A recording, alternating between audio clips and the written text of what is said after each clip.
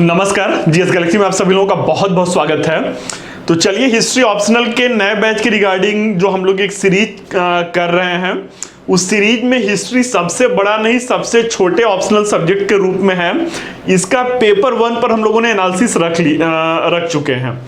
अभी हम लोग पेपर 2 के एनालिसिस रखेंगे कि किस प्रकार से ये देखने में तो सबसे बड़ा सिलेबस लगता है, बट अगर इस पे एक इंसाइट डेवलप किया जाए, अगर इसे इन एब्सोल्यूट वे में देखा जाए तो ये एक सबसे छोटे सिलेबस के रूप में आता है। इसी दृष्टिकोण के अंतर्गत जो है हम लोग आज की सेशन पे चर्चा रखेंगे। 20 अप्रैल से हम लोगों का नया बैच शुरू हो रहा है। नए बैच के रिगार्डिंग जो है लाइव क्लासेस, ये सब पहले आपको बताया जा चुका है। फी मोड के बारे में भी आपको लिंक के डिस्क्रिप्शन बॉक्स में मिल जाएगा। 20,000 1 ईयर्स के लिए है, 6 मंथ के लिए 12,000 है। अगर 20 से पहले आप एडमिशन लेते हैं तो 10,000 रुपीज है।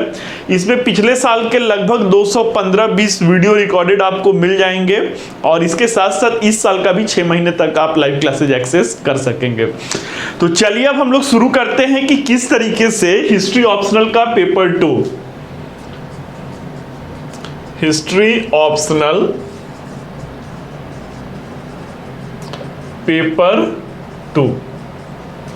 अब पेपर 2 में दोनों में मैंने बताया था कि एक सेक्शन ए होगा और दूसरा सेक्शन बी होगा। The first one will be the section A. और सेक्शन ए में क्या आप लोगों को देखना है? Section A will cover up to modern Indian history.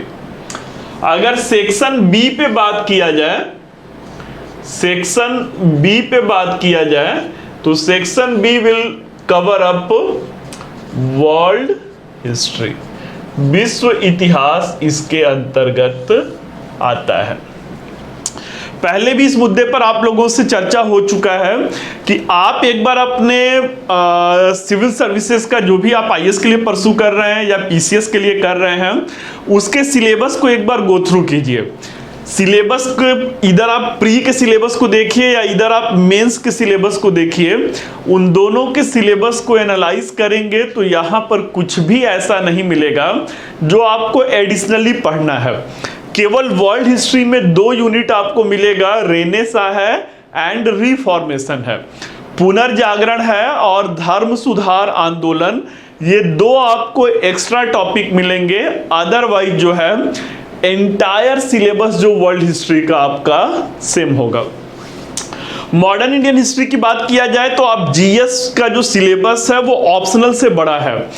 Optional में आपको मॉडर्न इंडियन हिस्ट्री में केवल नेहरूवियन एरा तक पढ़ना है, नेहरू युग तक पढ़ना है। और अगर आप वहां पर आते हैं मेंस के पेपर पे आते हैं तो मेंस के पेपर में आपको पूरा पोस्ट इंडिपेंडेंट इंडिया पढ़ना है। पोस्ट इंडिपेंडेंट इंडिया का बस केवल एक यूनिट जो है वो नेहरूवियन एरा है। उसके बाद शास्त्री युग आपको पढ़ना है, इंदिरा गांधी का काल पढ़ना है, राजीव गांधी का काल पढ़ना है, खालिस्तान जो संकट रहता है, पंजाब क्राइसिस जो है उसे पढ़ना है। देन आफ्टर जो है पोस्ट एलपीजी की जो चीजें हैं उसके बारे में आपको देखना है। तो कहने का अर्थ है कि ऑप्शनल का सिलेबस आपके जीएस के सिलेबस से थोड़ा बहुत कम ही रहेगा या एज इक्वल कर सकते हैं। जब आप उतना सिलेबस पढ़ ही रहे हैं तो इसके लिए अगर आप हिस्ट्री ऑप्शनल रखते हैं, डिफरेंस कहां पे क्रिएट होता है? डिफरेंस बस आपको डेप्थ में जाना है। ऑप्शनल में आपको जो एनालिसिस का लेवल होता है वो डेप्थ में जाकर के करना होता है। तो जब सारा आपको जीएस में पढ़ना ही है तो क्यों ना आप जो है इसे एक ऑप्शनल के रूप में लेते हैं। तो ऑप्शनल आपका 500 मार्क्स का तैयार होता ही होता है। जीएस पेपर 1 में अराउंड 70 to 90 मार्क्स जो है वो आपको एक एज पे लेकर के चला जाता है, वहां पर आपको बढ़त मिल जाता है। और प्री में 15 से 17-18 क्वेश्चंस का यहां पर आपका ग्रिप जो है और ज्यादा मजबूत हो जाता है। अब मुद्दे की बात पे हम लोग आते हैं कि ये सबसे बड़ा सिलेबस है जो देखने में लगता है और इसी के रिगार्डिंग जो है अदर ऑप्शनल के जो वो होते हैं फैकल्टी होते हैं या जिन आपके सीनियर का अदर ऑप्शनल है वो एक र्यूमर क्रिएट करते हैं कि बहुत बड़ा इसका सिलेबस है। सबसे पहली बात कि उसी मुद्दे पर ही हम लोगों ने पिछला वीडियो रखा हुआ था, आज भी उसी पे बात किया जाएगा। तो सबसे पहली बात तो ये आपको देखना है कि हिस्ट्री के सिलेबस में कुछ भी हिडन नहीं है। और दूसरा सबसे बड़ा फायदा आपको क्या देखने को मिलेगा कि यहां पर आपको कुछ भी चेंज नहीं होना है। सपोज दैट आप 2022 में अपीयर होने वाले हैं, 2023 में अपीयर होने वाले हैं, या जो लड़का 2022 में अपीयर हुआ उसका प्री क्लियर नहीं हुआ या मेंस क्लियर नहीं हुआ, अगर आप 2025 में भी बैठेंगे तो सिलेबस जो है इतिहास में जो बीत चुका है उसमें कुछ बदलना नहीं है। अदर ऑप्शनल के साथ आपको क्या होगा, एक डायनेमिक अप्रोच रखना होगा। उसका एक मोस्ट ऑफ सेक्शन जो है वो करेंट अफेयर से कोरिलेट करना होता है। तो जब तक कोचिंग चल रही है तब तक तो आप वेल अपडेट हैं। कोचिंग खत्म होने के बाद जब कमरे पे आ गए तो कमरे पे फिर आपको वो इंटरलिंकिंग अप्रोच हमेशा लाना होगा। मींस कि आपको हमेशा थोड़ा सा स्मार्टनेस शो करना होगा। इस सिलेबस के साथ ऐसा कुछ भी नहीं है, स्टैग्नेंट सिलेबस है। एक बार कंप्लीट हो गया तो 4 साल के बाद भी अगर आपका मेंस लिखने का मौका मिल रहा है तब भी आपको साथ देगा। आइए अब दूसरा मुद्दा पे हम लोग बात करते हैं कि सिलेबस को अगर देखा जाए तो सिलेबस ये कैसे सबसे छोटा हो जाता है। मॉडर्न इंडियन हिस्ट्री को हम लोग 2 सेगमेंट में देखेंगे। पहला सेगमेंट तो अगर देखा जाए मॉडर्न इंडियन हिस्ट्री से तो किस प्रकार के प्रश्न बनते हैं, मेजर 2 तरीके के प्रश्न बनेंगे। पहला तो जो बैटल हो रहे हैं, जो युद्ध हो रहे हैं, और दूसरा जो प्रमुख आंदोलन है इससे क्वेश्चन बनता है। जो प्रमुख यहीं पे आपका मोर देन 60% सिलेबस बस केवल इन्हीं 2 टॉपिक के इर्द गिर्द घूमता है।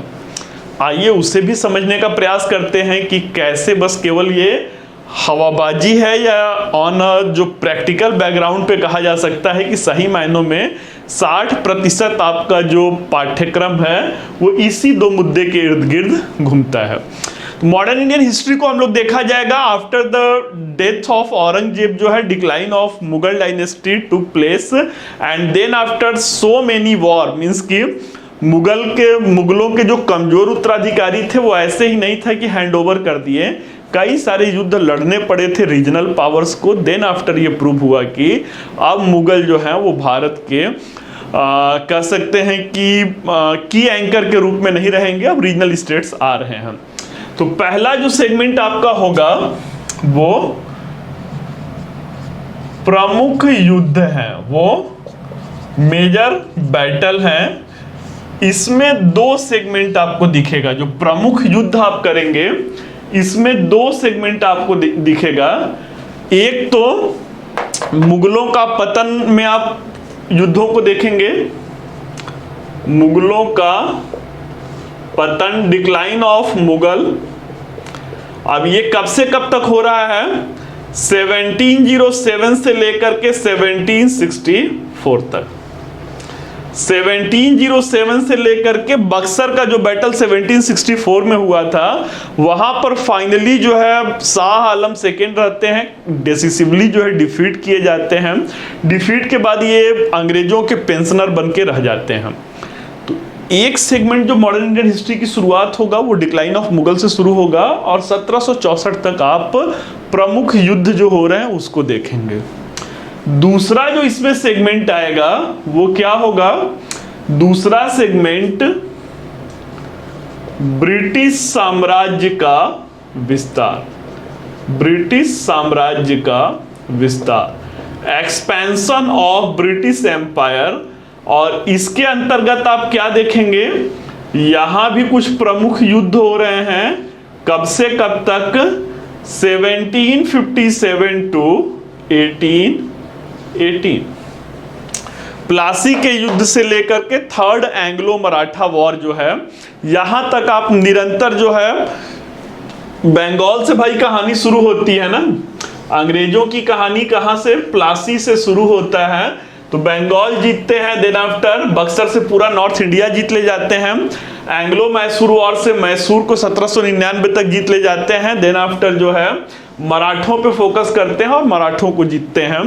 1818 तक एक मेजर पोर्शन ऑफ इंडिया इनके कवर में आ गया रहता है। सिख बचे रहते हैं और फॉर्मली जो है सिख को भी 1848-49 तक जो है ये डिफीट कर ले जाते हैं। तो यहां पर जो पहला आप 1818 आप कह सकते हैं या 1848 अगर एंग्लो सिख वॉर और सिंध के विलय को देखा जाए, एनेक्सेशन ऑफ सिंध को, तो हो जाएगा। तो इस लगभग जो 150 सालों का आप सिलेबस देखेंगे या 125 सालों का जो सिलेबस देखेंगे, यहां पर आपको क्या देखना है, प्रमुख युद्ध को देखना है। अब इस सिलेबस में आप इसमें कई सारे यूनिट आपके कवर अप हो जाएंगे, लेकिन इसे कैसे सबसे छोटा सिलेबस हो जाता है, किसी ऑप्शनल के साथ आपको इतना ज्यादा जो है रिपीटिशन नहीं दिखेगा। कहने के लिए अलग अलग यूनिट है, लेकिन सारे यूनिट में कहानी घूम फिर के एक ही चल रही है, you have to only update your जो फैक्चुअल डेटा है, you have to only update your content competence. कहानी वही है, मीन्स की जो थीम है वो वही है, और क्या करना है, कुछ फैक्चुअल डेटा को चेंज अप करना है। तो इस पूरे सेगमेंट को जो 120 से लेकर के 150 साल तक का जो समय काल है, इसे 3 मेजर पार्ट में देखा जाएगा। पहला, जो जितने भी युद्ध होंगे उसका जो इंडिकेटर होगा वो कुछ इस तरीके से होगा, ठीक है। जो भी युद्ध है, बैटल है, उससे आप देखेंगे कि युद्ध का कारण क्या है। कैसे, देखिए ना, पूरा 60% से ज्यादा सिलेबस ना इसी 3 मुद्दे पर घूमेगा।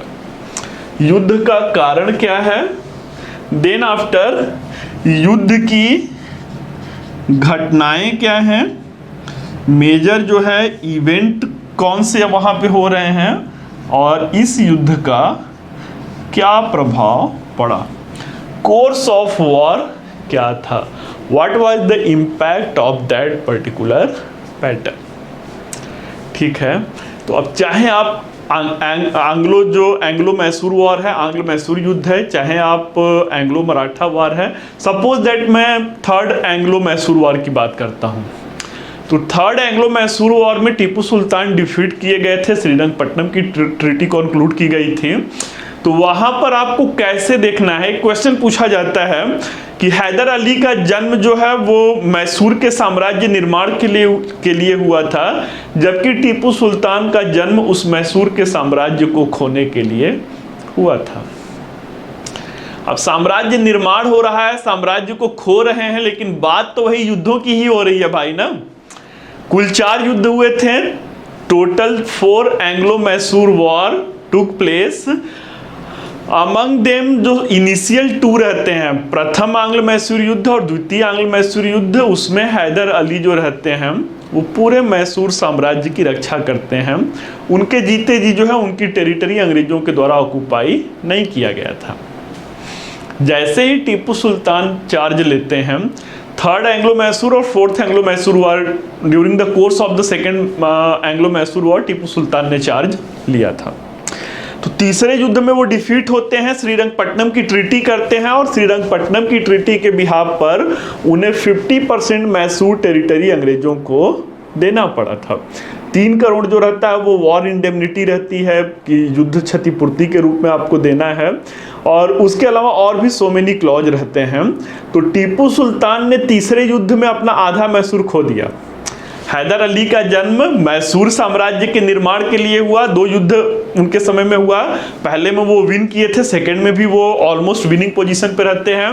पोर्टो नोवा में वो डिफीट होते हैं, बैडली वुंडेड होते हैं, घायल होते हैं, और घायल होने के बाद कुछ दिनों में उनकी मृत्यु हो जाती है। तो जीते जी मैसूर का कोई भी अंश वो अपने हाथों से नहीं निकलने दिए। टीपू सुल्तान तीसरे में 50% उनके हाथों से मैसूर चला गया, और चौथे मैसूर युद्ध में टीपू सुल्तान लड़ते हुए मार दिए जाते हैं, और मैसूर को जो है वाडियार डायनेस्टी के अधीन, मतलब एक पपेट वो बैठा करके वो ऑलमोस्ट इनका कंट्रोल हो जाता है। तो ऐसे कोई भी, जैसे कि प्लासी का युद्ध कोई युद्ध नहीं, धोखा था। The battle of Plassey was not the real battle, it was a betrayal. ठीक है। देन आफ्टर एक क्वेश्चन पूछा जाता है, प्लासी का युद्ध एक धोखा था जिसमें नवाब के कुछ विश्वास पात्र लोगों ने नवाब को क्लाइव के हाथों बेच दिया था। ये आईएएस का क्वेश्चन है, पीसीएस में रहेगा तो वो सीधे प्लेन एक लाइन में क्वेश्चन बना देते हैं।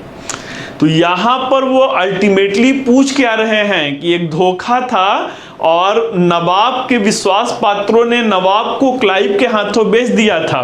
मतलब प्लासी का युद्ध है, प्लासी के युद्ध के जो रीजन को बताना है कि क्यों नवाब के विश्वास पात्रों ने जो है उनके साथ धोखेबाजी किया था।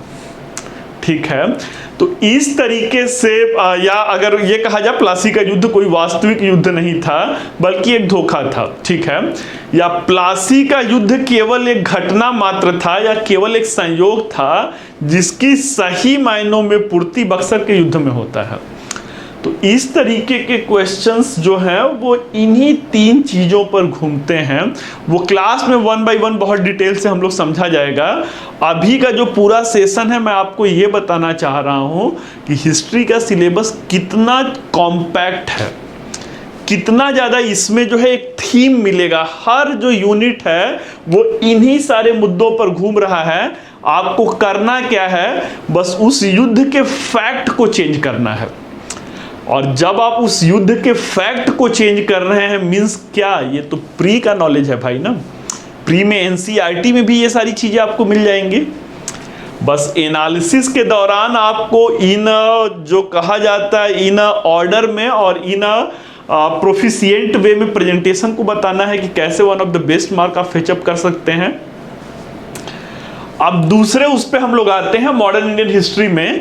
एक तो जो है आप प्रमुख युद्धों को देखते हैं, दूसरा जो आपके सिलेबस का मेजर पार्ट हो जाता है वो क्या हो जाता है, विद्रोह और आंदोलन। विद्रोह और आंदोलन, रिवॉल्ट एंड मूवमेंट।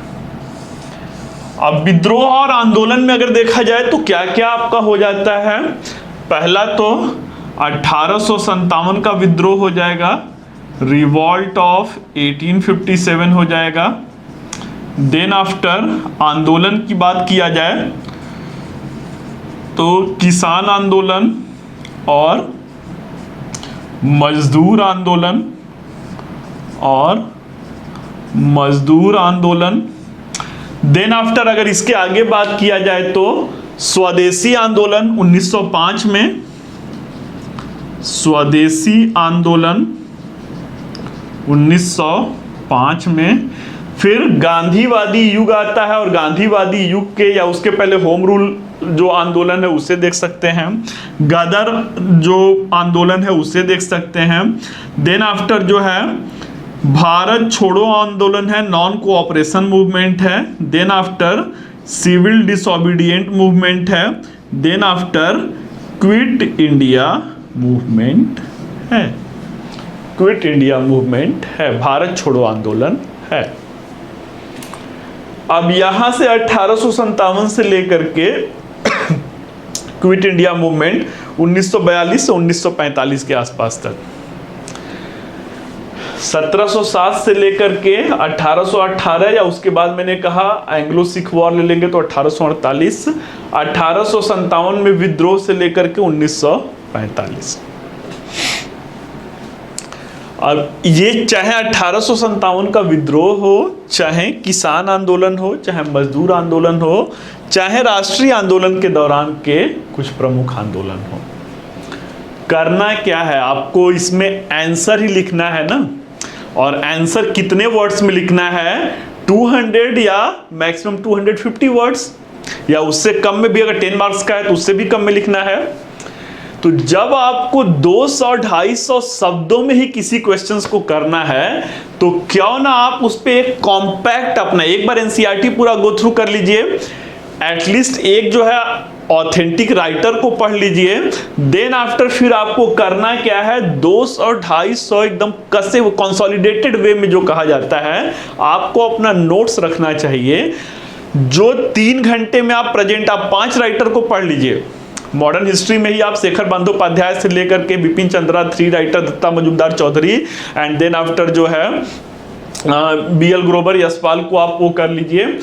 कहने का अर्थ है कितने भी राइटर को अगर आप करते हैं लेकिन उसके बाद भी जो कहानी वही की वही है कि 3 घंटे के दौरान जो आप आंसर लिख रहे हैं उसकी क्वालिटी कैसी है, उसकी क्वालिटी, आंसर की क्वालिटी कैसी है। तो यहां पर गागर में सागर जो कहा जाता है ना, कम शब्दों में, शब्द सीमा हमेशा याद रखिएगा, शब्द सीमा हमेशा आपका बजट है। एक प्रशासनिक अधिकारी के रूप में ये आपका भारत एक विकासशील देश है, यहाँ पे समस्याएं ज्यादा हैं और संसाधन बहुत कम है। तो ऐसे परिवेश में आपको क्या करना है, अपने बजट को जो है वो ज्यादा वो रखना है, मीन्स कि कम शब्दों में ज्यादा बातों को कवर अप करना है। ठीक है, तो चलिए जो है अब इन सारे दृष्टिकोण को आप कैसे समझेंगे। अगर मान लीजिए स्वदेशी आंदोलन है, उसका कारण क्या था, आंदोलन की घटनाएं क्या थी, इस आंदोलन का प्रभाव क्या पड़ा था। चौरी चौरा कांड के दौरान महात्मा गांधी को ब्लेम किया जाता है ना, या महात्मा गांधी पर एक आरोप लगाया जाता है कि वो अंग्रेजों के एजेंट थे। क्यों? क्योंकि जब लगता था कि आंदोलन सफल हो रहा है, भारत को आजादी मिलने वाली है, वो आंदोलन को वापस ले लेते थे। ठीक है, तो इसे आप जो वो कहा जाता है ना कि नैरो माइंडसेट होना, या केवल प्री वाला अगर वो लेबल है तो वहां पर इस तरीके के आरोप लगाए या उसमें कोई ये निराधार वो है जो एक कहा जा सकता है बायस्ड माइंडसेट होना, वहां पर इस तरीके से क्रिटिसिज्म किया जाता है। तो जब आप आएंगे असहयोग आंदोलन का प्रभाव देखेंगे तब आपको समझ में आएगा कि ये महात्मा गांधी का ड्रॉबैक्स नहीं था, ये उनकी सोची समझी रणनीति थी। स्ट्रगल, ट्रूस एंड स्ट्रगल, संघर्ष, विराम और संघर्ष की रणनीति। ठीक है, तो अब असहयोग आंदोलन का भी आप वही देखेंगे कि इसका कारण क्या था, असहयोग आंदोलन के समय की प्रमुख घटनाएं क्या थी और इसका प्रभाव क्या पड़ा था। वंस अगेन अगर सिविल डिसोबीडियंस मूवमेंट पे आते हैं, कारण क्या था, घटनाएं क्या थी, प्रभाव क्या था।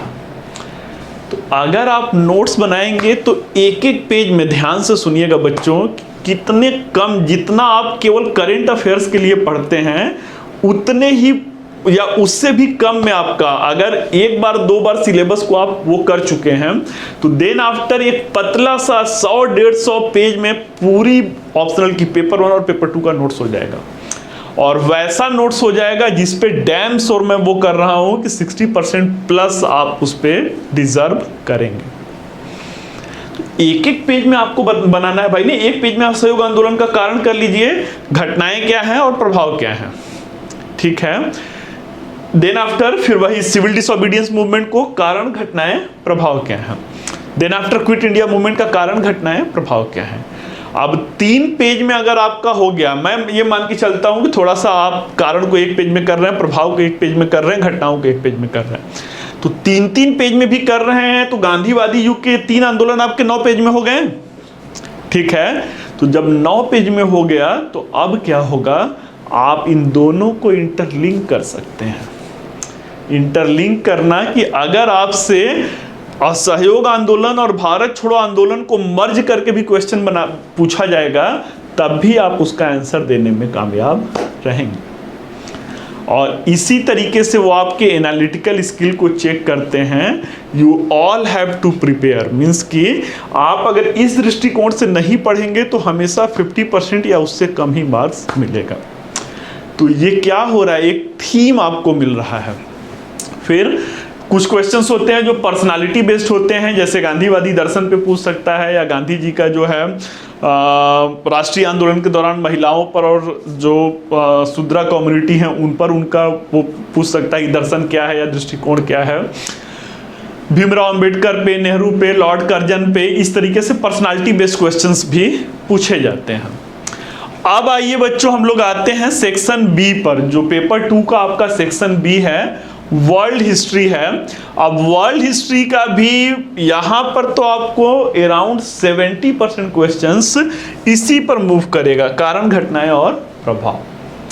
तो ये विश्वास कीजिए ये बड़ा सिलेबस नहीं है, ये सबसे छोटा सिलेबस है। एनसीईआरटी पर अगर आपका एनसीईआरटी की लाइव बैच हम लोगों के यहाँ चलती है, ठीक है, इवनिंग में, और वहां पर यूजुअली मैं बच्चों के साथ वो करता रहता हूं डिस्कशन कि कैसे इसी एनसीईआरटी को मेंस में डिक्टो क्वेश्चन पूछा जाता है और आपको यही स्ट्रक्चर फॉलो अप करना है। ठीक है। जैसे कल हम लोग उस पे पढ़ रहे थे, धातु पे कर रहे थे कि खनिज पे, मिनरल्स पे कर रहे थे। मिनरल्स कितने प्रकार के होते हैं? मेटेलिक होता है, नॉन मेटेलिक होता है। मेटेलिक में जो है आयरन बेस्ड होता है एंड नॉन आयरन बेस्ड होता है। आइए जो है बहरहाल हम लोग विश्व इतिहास पे चर्चा कर रहे हैं। तो विश्व इतिहास पे आपको एक तो मिल जाएगा पुनर्जागरण और धर्म सुधार आंदोलन। धर्म सुधार आंदोलन। अब इसके बाद यहां पर क्या है, प्रमुख क्रांतियां आ जाएंगी। प्रमुख क्रांतियां आ जाएंगी। अब इस क्रांति के अंतर्गत आपको 5-6 क्रांति जो है वो देखना होगा। पहला जो है फ्रेंच रिवॉल्यूशन, दूसरा या पहला अमेरिकन रिवॉल्यूशन कर लीजिए, दूसरा फ्रेंच रिवॉल्यूशन, तीसरा इंडस्ट्रियल रिवॉल्यूशन, चौथा जो है रशियन रिवॉल्यूशन, चौथा रशियन रिवॉल्यूशन, पांचवा चाइनीज रिवॉल्यूशन। इसके अलावा यहीं पर कोल्ड वॉर कर लीजिए, कोल्ड वॉर कर लीजिए। तो ये पूरा क्रांति वाला आपका सेगमेंट हो गया। अब इसके अलावा देखा जाए तो अगला जो एक कंपार्टमेंट आपका बनेगा इटली का एकीकरण, या एक ही में कर देते हैं इटली और जर्मनी का एकीकरण। एकीकरण। Then after world war first, world war first and world war second. अब इतना सारा जो आपका सिलेबस आ रहा है, बस वही चीजें हैं ना कि पुनर्जागरण से आप शुरू करते हैं, फिर धर्म सुधार आंदोलन करते हैं, फिर औद्योगिक क्रांति करते हैं, American revolution, French revolution. French revolution के साथ ही आप मैटरनिक व्यवस्था करते हैं, 1830 और 1848 की क्रांति करते हैं। 1830 1848 की क्रांति के बाद फिर आप इटली और जर्मनी का यूनिफिकेशन करते हैं। Then after world war first पे आ जाते हैं। Then after world war second, और इनके बीच में जो हिटलर और मुसोलिनी का नाजिज्म और फासिज्म की जो फिलॉसफी है, फिर रशियन रिवॉल्यूशन, चाइनीज रिवॉल्यूशन, उसके बाद कोल्ड वॉर। और कोल्ड वॉर का जो इंपैक्ट आप करते हैं वहीं पे आकर के सिलेबस इसका एंड हो जाता है। एक यहाँ पे जो पर्सनालिटी बेस्ड क्वेश्चन पूछे जाते हैं उसमें कुछ फिलोसोफर हैं, कुछ फिलोसोफर हैं जिसमें कि आपको कांट को करना है, रूसो को करना है, देन आफ्टर आपको मार्क्स को करना है।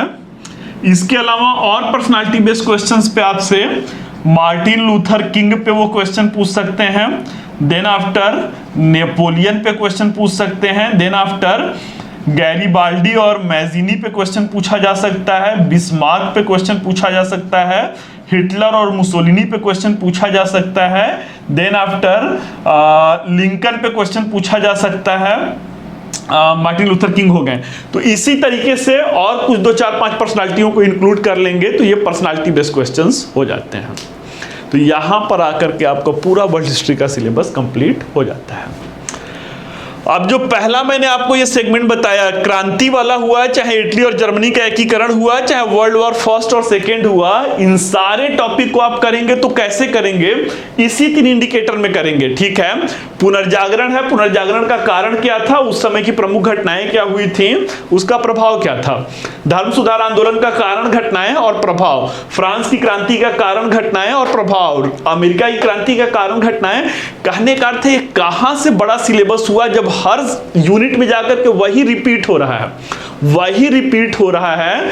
बस एक बार मैं कह रहा हूं कि वर्ल्ड हिस्ट्री जो वर्ल्ड हिस्ट्री का जो सिविलाइजेशन है, कंटेम्परेरी सिविलाइजेशन या थीम्स इन वर्ल्ड हिस्ट्री वाला जो बुक है, उसी को आप अच्छे से कर लीजिए। और उसके बाद जो क्लास में हम लोग फॉलो करते हैं एनसीईआरटी को ही आप अच्छे से कर लीजिए। और क्लास में जिस तरीके से हम लोग चलते हैं, अगर उसे आप कवर अप करते चलते हैं, डैम से 10 साल का क्वेश्चन क्लास में सॉल्व नहीं किया जाता है। अभी मैं कह रहा हूं ना कि पिछला जो 205 वीडियो पिछले बैच का है, 215 के आसपास में, मैप में भी 10 वीडियो आ चुके हैं, तो 215-20 वीडियो का अगर आप देखेंगे तो वहां पर जाकर के भी आप चेक कर सकते हैं कि 1-2 साल या 10 साल नहीं, 30 साल के सारे क्वेश्चंस पे, और आईएएस ही नहीं, आईएएस के साथ साथ पीसीएस पे भी एनालिसिस रखा जाता है। तो इस तरीके से बच्चों जो है ये सिलेबस बड़ा सिलेबस नहीं है, बल्कि यह एक सबसे छोटा सिलेबस ऑप्शनल का हो जाता है। ठीक है, अब पर्सनालिटी बेस्ड क्वेश्चंस पे अगर आ रहे हैं तो पर्सनालिटी बेस्ड क्वेश्चंस पे या तो कंप्लीट क्वेश्चंस उनका पूरे लाइफ टाइम के कंट्रीब्यूशन से पूछ सकता है या किसी सिंगल इंसिडेंट बेस से पूछ सकता है। जैसे भारतीय राष्ट्रीय आंदोलन में अगर यहाँ पे सेक्शन ए की बात किया जाए तो भारतीय राष्ट्रीय आंदोलन में महात्मा गांधी के योगदान पर चर्चा कीजिए। ठीक है, या महात्मा गांधी पे केवल एक क्वेश्चन जो है पार्टीशन के समय से पूछ सकता है कि भारत के विभाजन के समय में, या कैबिनेट मिशन से लेकर के भारत के विभाजन तक जो है गांधी जी के मनोस्थिति पर जो है वो लिखिए, या भारत की समस्याओं के साथ गांधी जी के दृष्टिकोण पर चर्चा कीजिए, या क्या भारत का विभाजन जो है अपरिहार्य था इस पर चर्चा कीजिए। तो इसमें भी गांधी जी को वो करना है। वर्ल्ड हिस्ट्री में अगर कहा जाए तो वो गैरिबाल्डी के ओवरऑल कंट्रीब्यूशन से पूछ सकते हैं, गैरिबाल्डी के जो है इटली के एकीकरण में योगदान को बताइए। तो वहीं पर मैजनी से भी वो क्वेश्चन पूछ सकते हैं कि मैजनी के इटली के एकीकरण में योगदान पर चर्चा कीजिए। तो इस तरीके से बच्चों आप लोग देख रहे हैं कि ये ऑप्शनल जो है वो सबसे छोटे सिलेबस के रूप में है। इसे बस केवल जिस दृष्टि जो एक इंसाइट में देना चाहता हूं या जो एक दृष्टिकोण में देना चाहता हूं, इस नजरिए से देखने की जरूरत है।